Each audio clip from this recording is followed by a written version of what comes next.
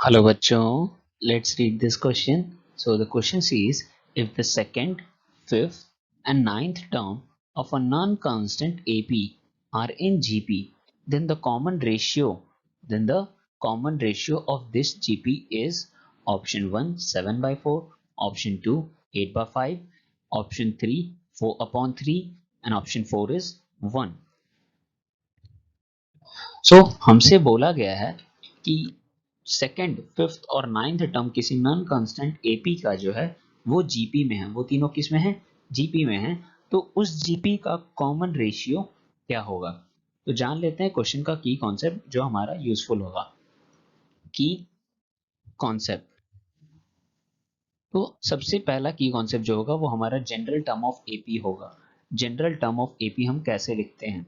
General term of AP, general term of AP जो होता है वो हमारा होता है a plus n minus one into d, और इसी को हम डिनोट करते हैं टी एन से,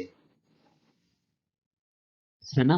अब हमारा जो होता है condition for GP, condition for GP for X Y Z, हम यहाँ एक्स वाई जेड का एग्जाम्पल लेकर समझ लेते हैं पहले। अगर एक्स वाई जेड जो है वो जीपी में है, so we can write y upon x is equals to z upon y, और यहां से हमारा क्या आ जाएगा? Y square is equals to z into x, और we can say x into z. ये दोनों कॉन्सेप्ट हमारा यूजफुल होगा। अब हमें दिया है second term, so second term can be written as second term can be written as a plus two minus one into d, that is a plus d, है ना। टू माइनस वन वन होता है हमारा। Fifth term, fifth term क्या हो जाएगा? Similarly a plus five minus one into d, that is a plus four D. कोई problem नहीं है यहाँ तक। अब नाइन्थ टर्म की बात आती है, तो नाइन्थ टर्म कैसे लिखेंगे? a plus nine minus one into d, that is a plus eight d. a plus nine minus one into d, that is a plus eight d. अब हमसे कहा गया है कि ये तीनों एपी में है, सॉरी जीपी में है ना। So second, fifth and ninth are in GP, are in GP. तो इसे हम किस तरीके से लिख सकते हैं? इसे हम ऐसे लिख सकते हैं, fifth upon second is equals to ninth upon fifth. अभी हमने देखा जो मिडिल टर्म होता है उसका स्क्वायर करते हैं, बाकी दोनों का प्रोडक्ट होता है। तो यहाँ फिफ्थ टर्म की वैल्यू पुट कर देंगे, नाइन्थ टर्म की वैल्यू सेकंड और फिफ्थ की फिर वैल्यू पुट कर देंगे, तो क्या आ जाएगा हमारा?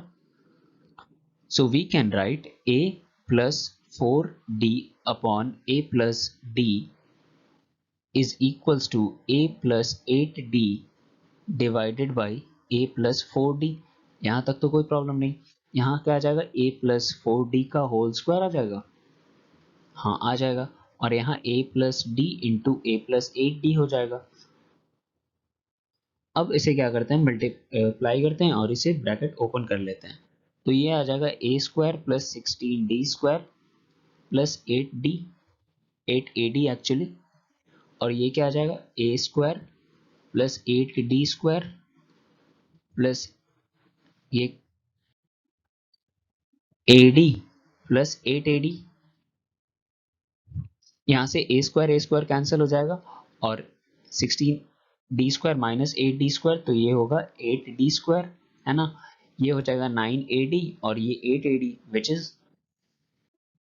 ए d. So eight d square is equals to a d हम लोग बोल सकते हैं, है ना। एट ए डी भी कैंसिल हो जाएगा, ये भी कह सकते हैं हम। तो यहाँ से d और d कैंसिल हो जाएगा, तो हमारे पास क्या बचेगा? 8d is equals to a। तो a की वैल्यू हमें मिल गई, क्या मिल गई? 8d मिल गई। अब कॉमन रेशियो हम आराम से निकाल सकते हैं। कॉमन रेशियो क्या होता है? T2 upon T1, term two upon term one. So common ratio, so common ratio क्या होता है? T2 upon T1।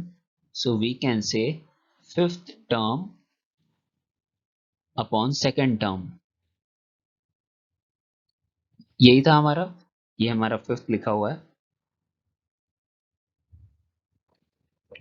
तो ये आया था हमारा a+4d और ये आया था a+d। यहाँ हम वैल्यू पुट कर देंगे, a का 8d वैल्यू आया था ना, तो उसे पुट कर देंगे। So it will be 8d plus 4d divided by 8d plus d, ये आ जाएगा 12d अपॉन 9d। यहाँ से D D cancel and 3 4 12 and 3 3 9, तो ये आ जाएगा 4/3 और ये हमारा क्या है, कॉमन रेशियो। और इस अकॉर्डिंग हमारा जो ऑप्शन 3 है वो बिल्कुल सही है। So the final answer of this question is common ratio is 4/3 and we have got this answer by using our key concept of